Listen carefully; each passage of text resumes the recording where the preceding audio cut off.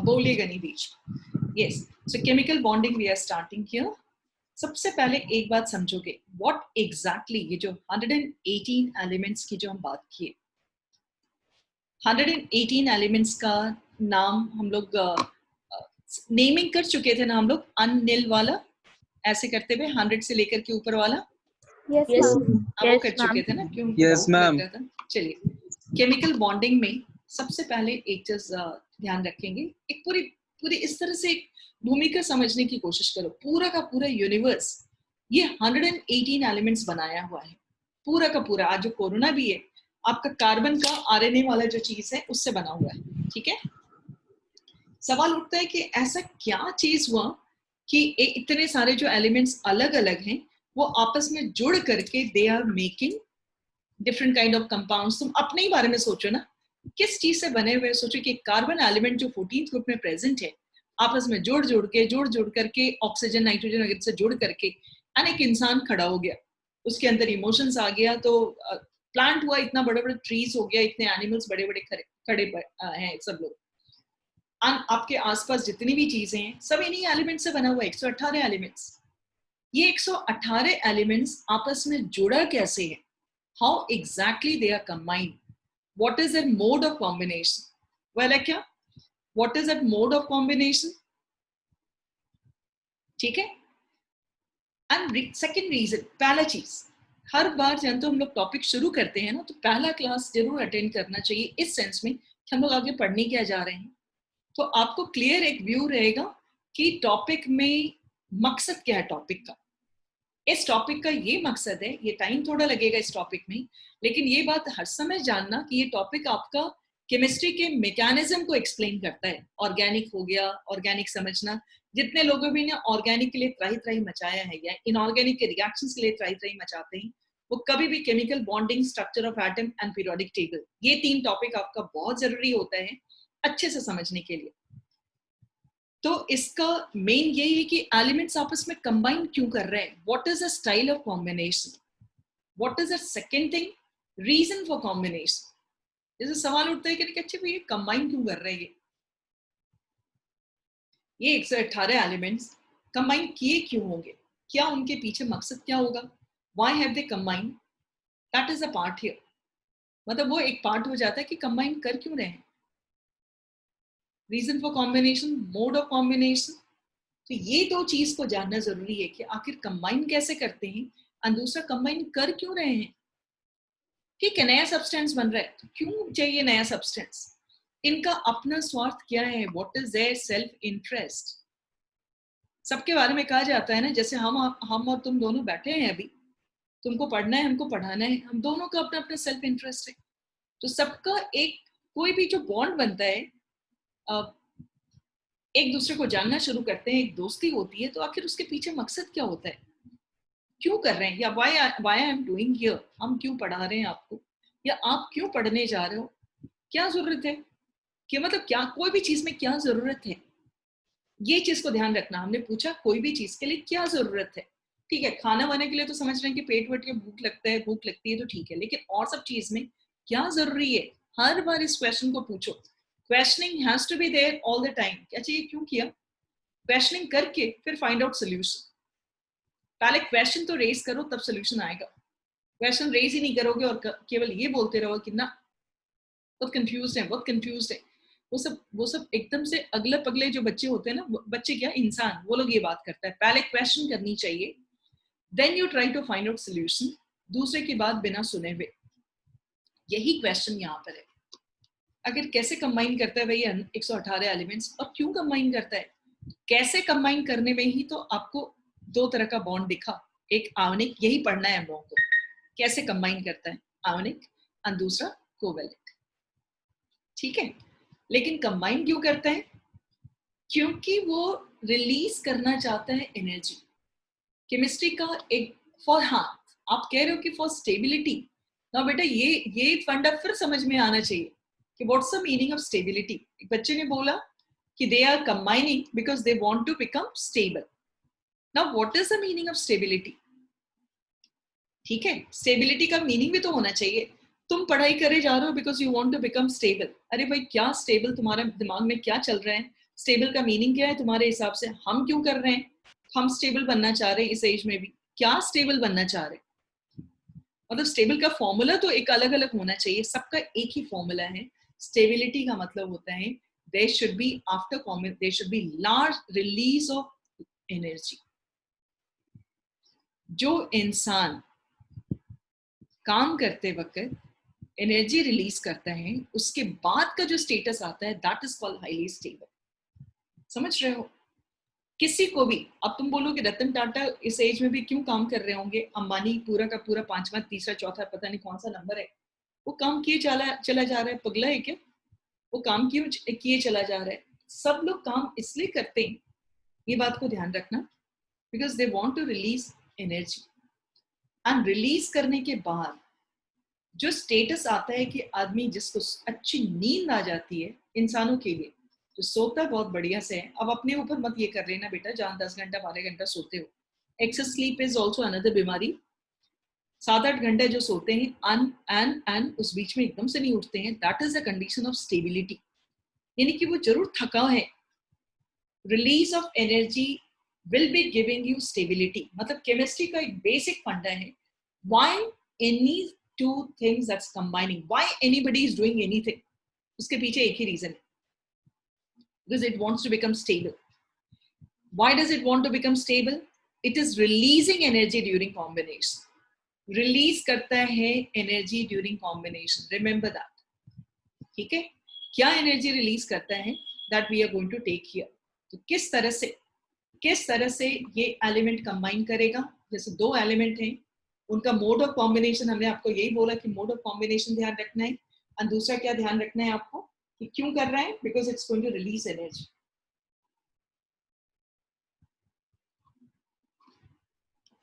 दो तरह से कंबाइन करता है। एक तो ट्रांसफर ऑफ बैलेंस इलेक्ट्रॉन करके, क्या मकसद है? ट्रांसफर ऑफ बैलेंस इलेक्ट्रॉन करते हुए।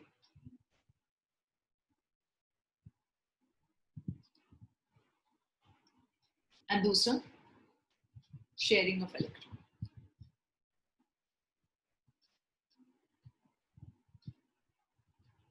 समझ आ रही है बात? ये कुछ कुछ पहचाना हुआ लग रहा हो आपको?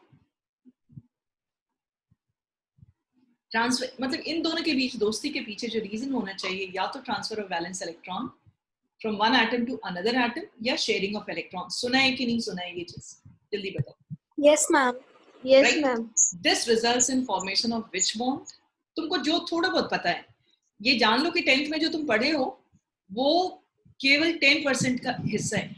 तुमने पढ़ा है जो बॉन्डिंग, हम आपको नई नई चीजें सिखाएंगे, उसका केवल 10वां कितना 1/10 पढ़े हो गया। This makes ionic bond. याद आ रहे हैं? अभी हम खत्म किए नहीं है, ये एक जस्ट आउटलाइन दे रहे हैं जो आपने छोटी क्लास में पढ़ा है। And this makes what? Covalent bond. यानी कि what is the mode of combination? आपसे पूछा जाएगा कि भाई कैसे एलिमेंट्स कंबाइन कर रहे हैं, आप सीधे बोलिएगा कि ये एक आयनिक बॉन्ड बनाने का है और दूसरा कोवेलेंट बॉन्ड बनाने का है। ठीक है? और इसमें यहाँ पर कहां पर आयनिक बॉन्ड बनेगा, कब कोवेलेंट बॉन्ड बनेगा, ये अब हमको सीखना है। तो यही दो बॉन्ड्स हैं केमिकल बॉन्डिंग में, जो कि एक आयनिक है, दूसरा covalent.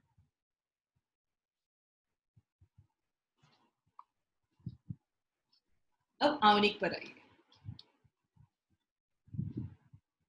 This is considered as strongest bond. This is considered as what? Strongest bond. And ये है क्या आयनिक बॉन्ड? आयनिक बॉन्ड के बारे में तुम लोग सुने होंगे कि इट इज एन इलेक्ट्रोस्टैटिक। ये किसके किसके बीच में बनता है पहले ये समझ लो। पीरियोडिक टेबल का जो एक्सट्रीम लेफ्ट है, मेटल्स एंड नॉन मेटल्स के बीच में बनता है। कंडीशंस क्या है, इस चीज को हम लोग डिस्कस करेंगे अभी। वो एलिमेंट, वैसे मेटल्स याद है ना, बाईं तरफ होता है एस ब्लॉक मेटल्स। कौन कौन हो गए? खासकर एस ब्लॉक बनाता है एस एंड डी ब्लॉक वाले। और नॉन मेटल्स कौन से हो गए? पी ब्लॉक का जो राइट साइड होगा 15, 16, 17, ये तीनों ग्रुप वाले, इनके साथ है कि आयनिक बॉन्ड बनाएगा।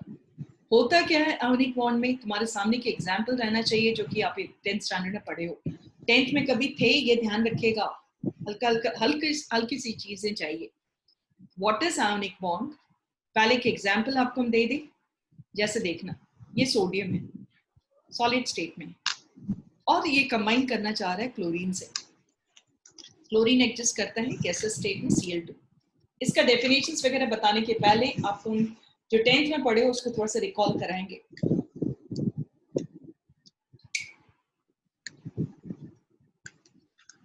ये देखिए बेटा, सोडियम जो सॉलिड स्टेट में है, first of all it is brought into gases state. इसको गैस स्टेट में एनर्जी दे करके लाया जाता है, ठीक है, एनर्जी दे करके गैस स्टेट में लाया गया। और ये जो क्लोरीन दिख रहा है आपको, ये गैस स्टेट में पहले से ही है, इसको यहां पर एनर्जी दिया गया, इसको हीट ऑफ सब्लिमेशन बोलते हैं, सॉलिड से गैस बनाने के लिए। फिर Cl2 को भी तोड़ने के लिए यहां पर बॉन्ड डिसोसिएशन एनर्जी दिया जाता है।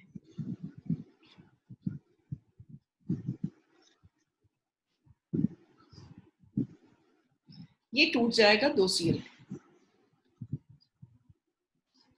सोडियम हो गया, एंड दिस इज 2 Cl। अब ये जो सोडियम जो गैस स्टेट में आपको दिख रहा है ना, और ये जो Cl टूट गया है, Cl जुड़ा हुआ था, Cl को तोड़ करके अलग कर दिया गया है। इसमें से एक Cl का कॉन्फ़िगरेशन है 287 इलेक्ट्रॉन का, इसका है 281। एक बात जान लो बेटा, सब हम पहले भी बता रहे हैं कि सब स्टेबल होना चाहते हैं, एंड स्टेबल का अलग अलग मोड है।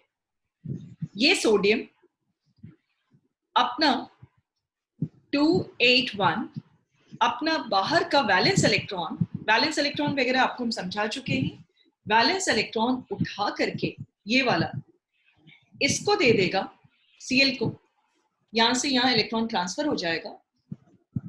तो इसको अच्छा लगेगा, अच्छा इस सेंस में लगेगा कि आइडियल माना जाता है 8 electrons in the last shell. जैसे किसी किसी लोगों को आइडियल माना जाता है ना, आइडियल इन द सिचुएशन बेटा, कोई एक चीज को आप सिंबॉलिकली देखोगे तो उन बच्चों को अच्छा माना जाता है जो मेडिकल इंजीनियरिंग की तैयारी कर रहे हैं, उन बच्चों को अच्छा माना जाता है कि जल्दी से जॉब ले लेते हैं, उन बच्चों को अच्छा माना जाता है जो अपने पेरेंट्स की बात मानते हैं, उन मतलब ये एक आइडियल सिचुएशन मानी जाती है।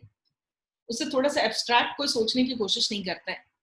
तो आइडियल क्या होता है, जो कि सब लोगों ने माना है कि भैया ऐसा ही होता है, ये अच्छा होता है, किसी ने मान लिया तो सब लोग उसी नजरिए से देखने लगते हैं कि अच्छा यही वाला चीज अच्छा होगा।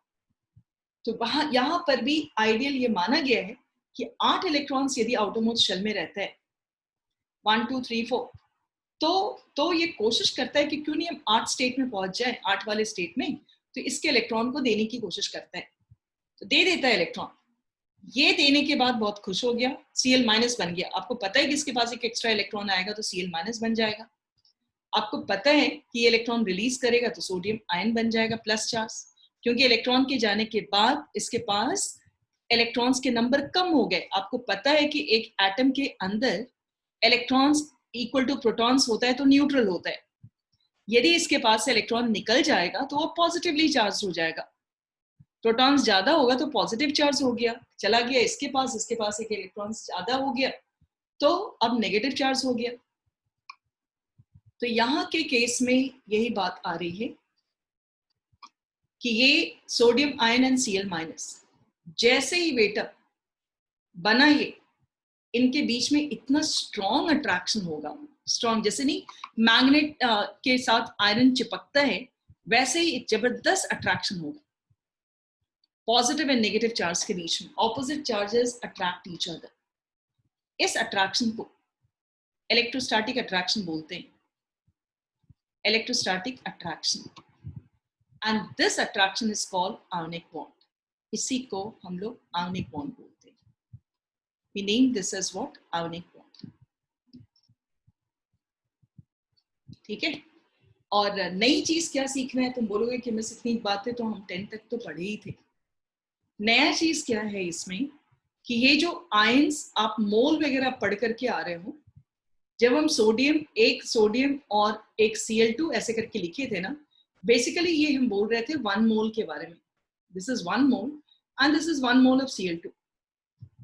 1 मोल का मतलब क्या होता है कि 6.023 into 10 power 23, ठीक है। इतने सारे एटम्स होंगे वहां पर,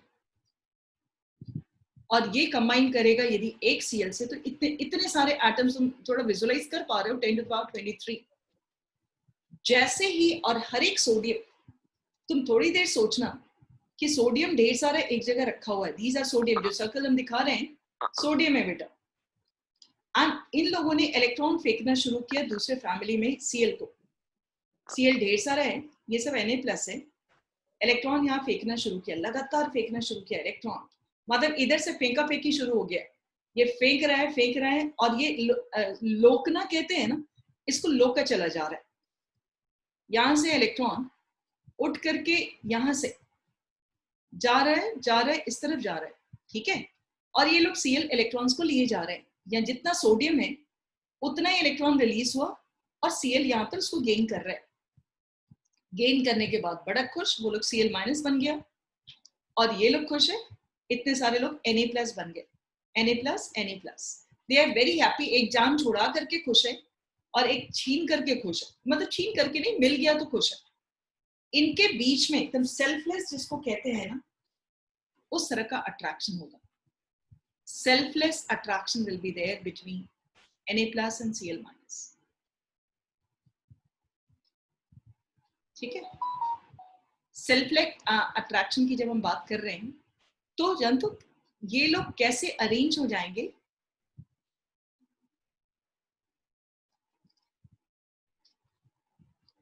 ये लोग कैसे अरेंज होंगे उसको हम लोग देखते हैं। आपस में Na+ अट्रैक्शन की वजह से, जानते हो खूब अच्छे से, Na+, Cl-, Na+, Cl-, Na+, Cl-, ऐसे करते हैं, they get arranged ऐसे, मतलब Na+ का, और चिपक जाएगा उसके साथ Cl-, उसके बगल में चिपक जाएगा Na+, Cl-, जितना स्पेस होगा ना, चिपकना हम वैसे ही बता रहे हैं जैसे मैग्नेट के चारों तरफ आयरन नील्स वगैरह वाला एक्सपेरिमेंट किए होंगे, वो चिपकता है, खूब अच्छे से चिपकेगा। एंड ये जो अट्रैक्शन होगा यहाँ पर Na+, Cl-, ये जो अट्रैक्शन होगा, this attraction is basically strong attraction होगा। ये जो अट्रैक्शन आप देख रहे हो, इसको हम लोग कहते हैं लैटिस, मतलब ये अरेंजमेंट आ जाएगा लैटिस, इस पूरे स्ट्रक्चर को, जिसमें कि positive charge and negative charge, यही चीज आपका अलग है जो कि 10th में नहीं पढ़े थे आप। जितने आयंस बनेंगे, ये जो हम 6.023 into 10 power 23 आयंस बोल रहे हैं ना बेटा, एक दूसरे से इतना अच्छे से अरेंज हो जाता है। इस तरह के अरेंजमेंट को regular arrangement of ions, that is called lattice. Regular arrangement of ions is called lattice. Ions, that is called lattice. ठीक है। और ये इतने अच्छे से रेगुलर बेसिस पे अरेंज हो जाएंगे, अरेंज हो गए, लैटिस हुआ, और इनके बीच में इतना स्ट्रॉन्ग अट्रैक्शन होगा, that's why they become strongest one, strongest ionic substance.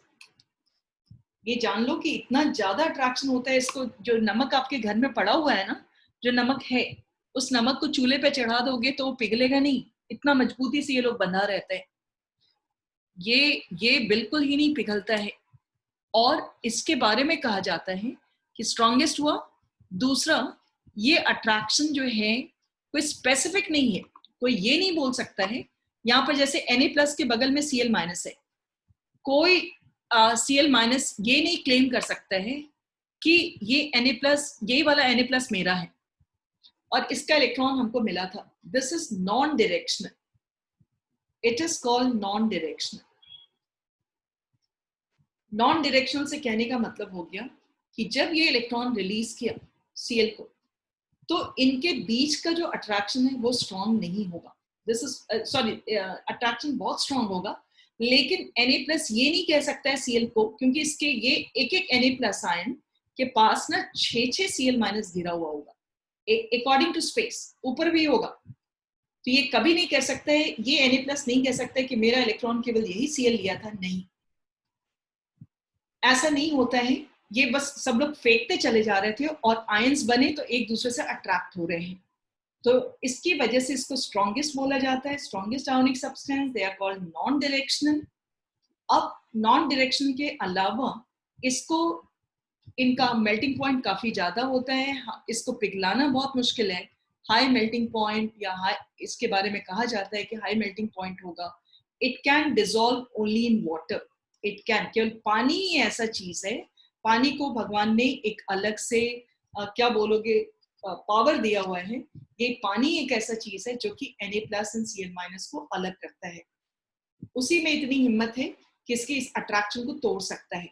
It can dissolve in water. इतनी हम बात बताएं, थोड़ा सा अच्छे से इसको लिख लेंगे। What is ionic bond exactly, हम क्या समझे आयनिक बॉन्ड, इसके बारे में हम समझे। It is an electrostatic attraction, notes में लिखेगा, it is an electrostatic attraction, किसके बीच में, इलेक्ट्रोस्टैटिक अट्रैक्शन किसको बोले, पॉजिटिव एंड नेगेटिव चार्ज के बीच में जो दिखा है, electrostatic attraction between oppositely charged ions, oppositely charged ions। कैसे बना ये, कैसे बना ये ions, formed by transfer of valence electron, by transfer of valence electron,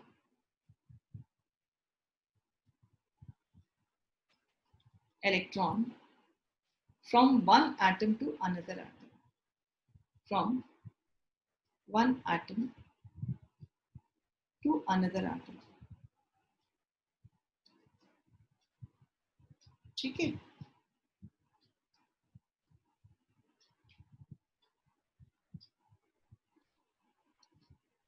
ये बात हम लोग को समझ में आ रही है, from one atom to another atom.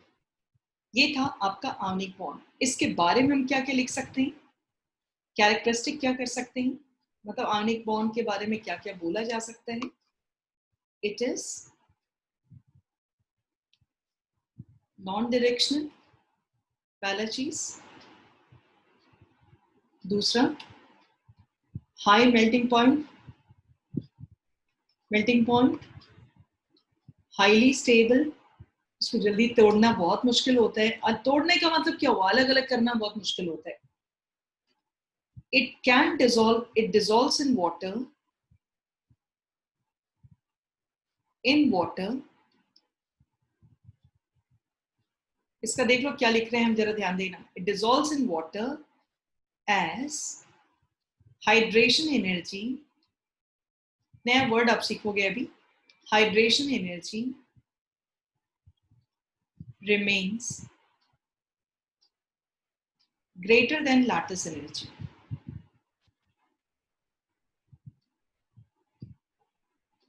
कौन सा वर्ड आपके लिए नया है, जल्दी से बताइए इस पूरे पेज में, पूरे पेज में बताइए, जल्दी से बोलो कौन सा word. Hydration energy, lattice energy, सही है, लैटिस एनर्जी वर्ड। बेटा लैटिस एनर्जी वर्ड समझ आ रहा है, हाँ लैटिस एनर्जी कभी बोल चुके हैं क्या? Yes ma'am. तब लैटिस वर्ड हमने बोला, ग्रेटर देन लैटिस एनर्जी, कभी हमने बोला है पहले? Yes, ma'am. Yes, ma'am. का आयोनाइजेशन एंथैल्पी वगैरह में क्या, चलो ठीक है, अभी हम फिर से बात कर लेंगे इस पर। ये जान लो कि ये कोई भी आयनिक कंपाउंड, ये इस पे हम इसलिए थोड़ा सा जिक्र करना चाह रहे हैं कि सॉलिबिलिटीज पे डिस्कशन होता है। कोई भी सब्सटेंस तभी डिसॉल्व करेगा पानी में जब वहां पर हाइड्रेशन एनर्जी ज्यादा होगा लैटिस एनर्जी के।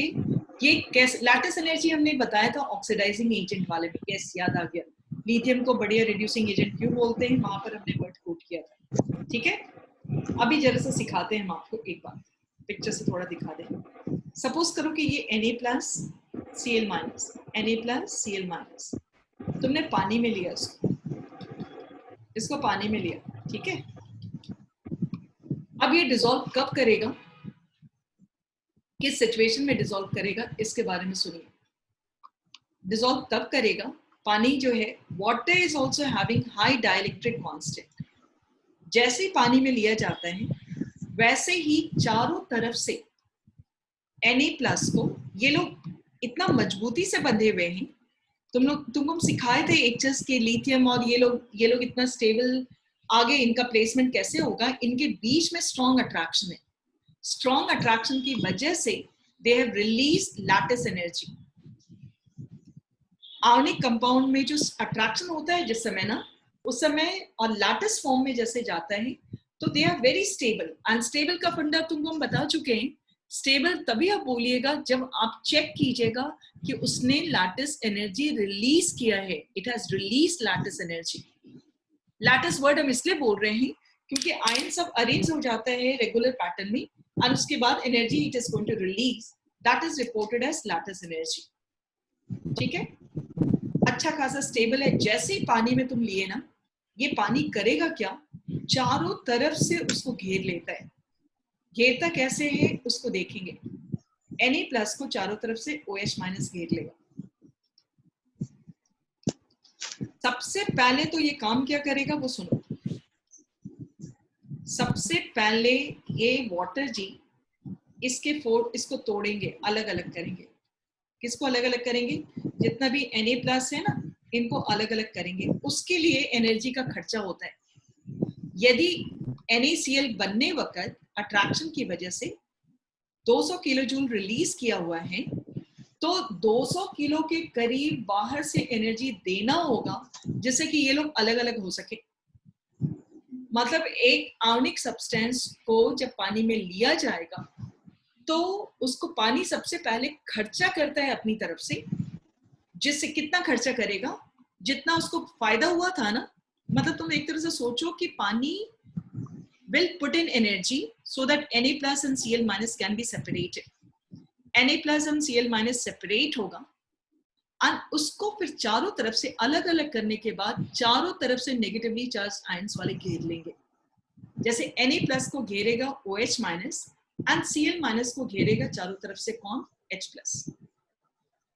ये H+ आयन चारों तरफ से घेर लेता है, घेर करके इसको फुसलाने की कोशिश करता है कि भाई तुम मेरे साथ रहो। इसी स्टेट को सॉलिबिलिटी कहा जाता है। ये जो इस तरह से घेराबंदी जो होता है ना, इसी को सॉलिबिलिटी। ये तुम थोड़ा सोचो कि चीनी पानी में क्यों डिसॉल्व करता है, चीनी एंड पानी वगैरह, क्योंकि पानी जी पहले क्या करते हैं, उनके बीच का अट्रैक्शन को उनमें फूड डालते हैं पहले, एंड फूड डालने वक्त पूरी एनर्जी प्रोवाइड करते हैं अपनी तरफ से। फिर उसके बाद अपने उसकी तरफ अट्रैक्शन शो करते हैं, अपने अपने अट्रैक्शन शो करते हैं, और अट्रैक्शन शो करके उससे अट्रैक्शन, केमिस्ट्री में जितना अट्रैक्शन होगा उतना एनर्जी रिलीज होगा, नया एनर्जी रिलीज होगा, energy release, this is called hydration energy. इसको हाइड्रेशन एनर्जी बोलते हैं। देखो हम यहाँ पूरा टाइम लेंगे अभी, क्योंकि ये हमारा बहुत सारे टॉपिक में ये अफेक्ट करता है, बहुत जगह पे। इसलिए आपको उनको एक कोशिश ये करो कि जब जब सॉलिबिलिटी, आयनिक कंपाउंड के बीच में सॉलिबिलिटी की बात आती है तो तुमको थोड़ी देर इमेजिन कर रहा होगा। पहला स्टेप, आयनिक कंपाउंड को तुमने पानी में डाला, ग्लास तुम इमेजिन करो, उसमें नमक डाले। एक वही नमक जब तुम चूल्हे पे चढ़ाए तो पिघला नहीं, लेकिन जैसे ही पानी में डाले with in fraction of second वो गायब हो गया, भूल गया। व्हाट्स द मीनिंग ऑफ भूल गया? और चौक वगैरह टाइप का चीज पानी में डालते हो तो भूलता ही नहीं है, वो भी आयनिक है। तो सवाल उठता है कि सॉलिबिलिटी के लिए फंडा क्या है। फंडा यही है कि पहले पानी जी क्या करेंगे, जो आयंस हैं उनके बीच के अट्रैक्शन को तोड़ेंगे, हटाएंगे, अलग अलग करेंगे, और फिर फुसला करके उसको खुद घेर लेंगे चारों तरफ से।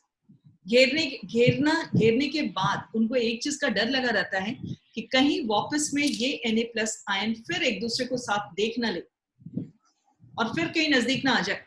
उनको ये डर लगा रहता है हर समय कि कहीं ये फिर से वापस ना चला आए, वापस में आकर के सट ना जाए। इसलिए चारों तरफ से घेर लिए, और चारों तरफ से घेर करके अट्रैक्शन से इतनी ज्यादा एनर्जी रिलीज करेंगे, वो एनर्जी लैटिस एनर्जी से ज्यादा होना चाहिए। That energy should be much higher than lattice energy.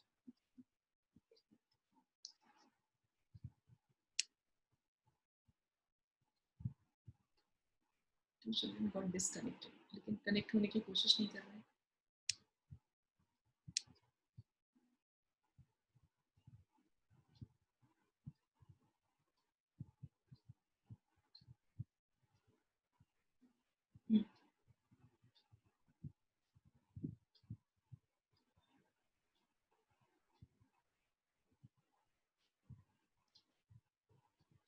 ठीक है, तो यहाँ पर ये बात हो रही है कि आपका मेन मकसद यहाँ पर क्या रह गया, यही चीज कि जो फ्रेश अट्रैक्शन होगा, that fresh attraction should be what, release more energy, तब जाकर के ये सॉल्युबल होगा।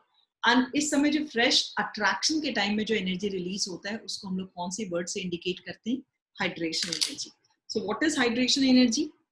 OH minus showing attraction. कोई भी सब्सटेंस यदि पानी में डिसॉल्व करना है। अच्छा, एक बात और बताऊं उनको, एक और एग्जांपल हम आपसे बात करते हैं।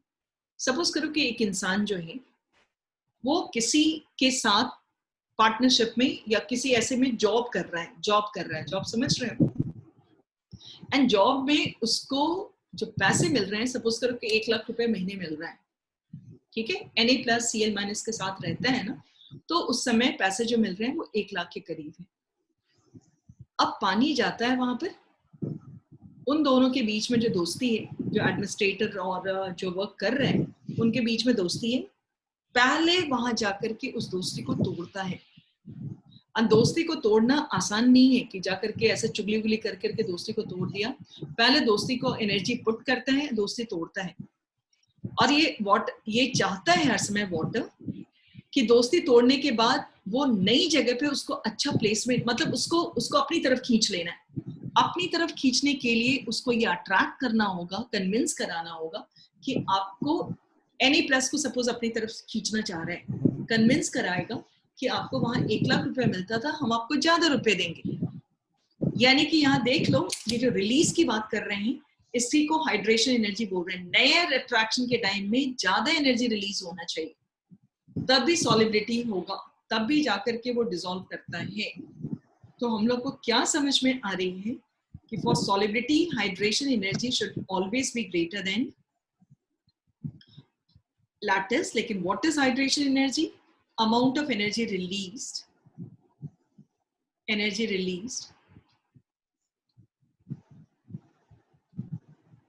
when water shows attraction with ions. Water show attraction with ions.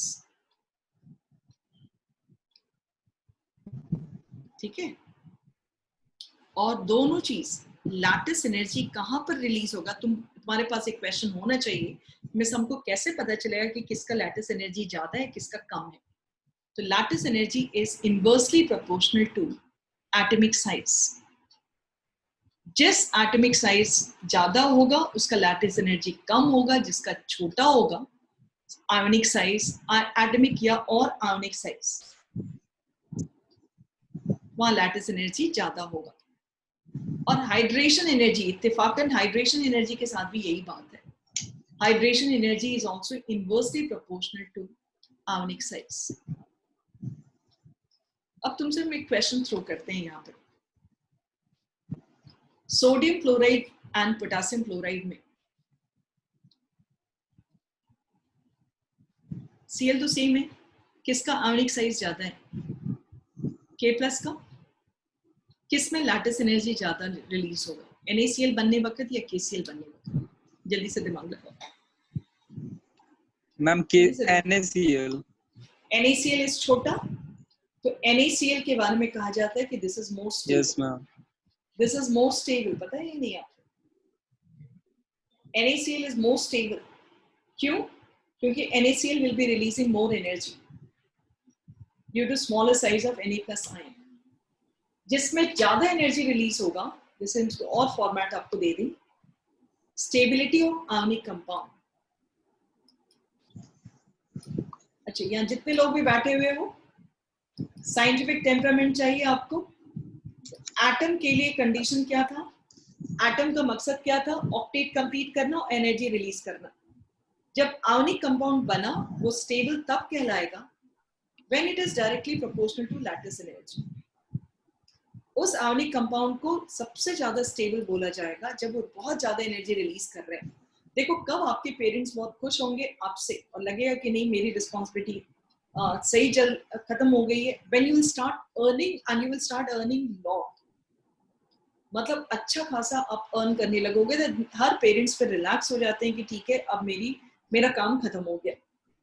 तो यही चीज है, किसको स्टेबल माना गया है, यही सबसे तो सीखा गया होगा, इसलिए बोला जाता है स्टेबल उससे कहा जाता है जिसको, जहां लैटिस एनर्जी सबसे ज्यादा है, जहां लैटिस एनर्जी सबसे ज्यादा रिलीज हुआ, लैटिस एनर्जी रिलीज, उसको कोई डरा नहीं सकता, बहुत मजबूत होता है। Lattice energy release due to strong attraction, मतलब स्ट्रॉन्ग अट्रैक्शन, लेकिन this is inversely proportional to atomic size. ठीक है, ये ध्यान रहेगा। कोई भी आयनिक सब्सटेंस को स्टेबल किस बेसिस पे कहा जाता है, तुम जान लो, लिथियम क्लोराइड ही याद करो ना, lithium chloride, this is more stable, ज्यादा लैटिस एनर्जी रिलीज होगा कंपेयर टू NaCl। तब तो बताया था ना लिथियम क्यों इलेक्ट्रॉन रिलीज करना चाहता है, क्योंकि इतना लैटिस एनर्जी रिलीज करता है, दिस इज हाईली स्टेबल। समझ आ रही है बात, क्योंकि छोटी साइज है इसकी एटॉमिक साइज का, और यहाँ कोई एक्सेप्शंस नहीं होता है। Stability of ionic compound depend करता है लैटिस एनर्जी पर। अब देखो क्वेश्चन दूसरा, sodium chloride dissolves in water, in water calcium carbonate does not dissolve. कैसे आंसर देना चाहोगे, कोई भी, डज नॉट डिसॉल्व, कोई आंसर देना चाहोगे, क्या रीजन होगा बेटा, ये बताएंगे। मतलब तुमको दोनों आयनिक है, क्या रीजन दे सकते हो, मतलब एकदम एक जनरल आंसर दो इसका, क्या आंसर दे सकते, कोई हिम्मत करो, हिम्मत कीजिए। सोडियम क्लोराइड पानी में डिसॉल्व कर जाते हैं और CaCO3 क्यों नहीं डिसॉल्व कर पाते हैं? The lattice energy of calcium carbonate is greater than the lattice energy of sodium chloride. नहीं बेटा, ये चीज कंपैरिजन नहीं कर रहा है, आपको अलग अलग बताना है। in NaCl hydration is greater than lattice Energy. hydration, Whereas in calcium carbonate, energy, the hydration right, energy right. is lesser Hydration than energy is lattice greater than, energy. ठीक है।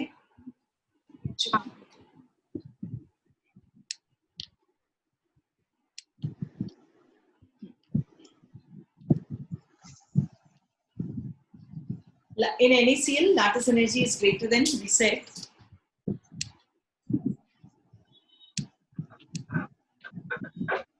ठीक है, and hydration energy is greater than its lattice energy। ये इसका अपना personal हुआ। और calcium carbonate में क्या बोलेगा, इन कैल्शियम कार्बोनेट नहीं डिसॉल्व किया, इसका मतलब है कि hydration energy is less than lattice energy, क्योंकि ये इसका हर जगह, हर का पर्सनल होता है, ये चीज हर का पर्सनल होता है। अब थोड़ा सा नेक्स्ट एक लाइन करते हुए आपसे हम बात करेंगे, क्या लगता है कंडीशंस क्या है आयनिक बॉन्ड बनाने का, conditions for the formation of ionic bond, क्या कंडीशन है? Conditions for the formation of ionic bond, first क्या जा सकता है, लो आयोनाइजेशन एनर्जी, मेटल्स को बनाना है आयोनाइजेशन एनर्जी कम होना चाहिए। Second, Electron affinity should be high. High electron affinity, मतलब एक दूसरे का non high electron, low ionization energy in metal and high electron affinity in non metals. तीसरा, lattice energy value should be high। ये दो मेन चीज है, ठीक है, should be high in its lattice। केवल यही चीज नहीं कहा जाता है, कहा जाता है हाइड्रेशन एनर्जी शुड बी लो, नहीं तो टूट जाएगा ना यदि ज्यादा रहेगा तो, शुड बी लो, ये मेन कंडीशन है, ठीक है।